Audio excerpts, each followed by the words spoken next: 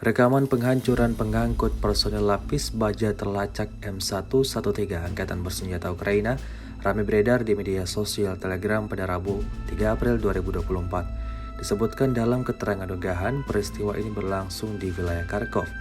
Pasukan pengintai Rusia terus memantau pergerakan musuh di wilayah ini. Tampak pengangkut personel lapis baja terlacak M113 Angkatan Bersenjata Ukraina bergerak maju di garis depan. Menyaksikan momen tersebut, tanpa ragu serangan dari UAV Lancet Rusia langsung menghancurkan target hingga terbakar hebat, seperti yang terlihat dalam rekaman. Insiden ini diklaim militer Rusia merugikan Angkatan Bersenjata Ukraina.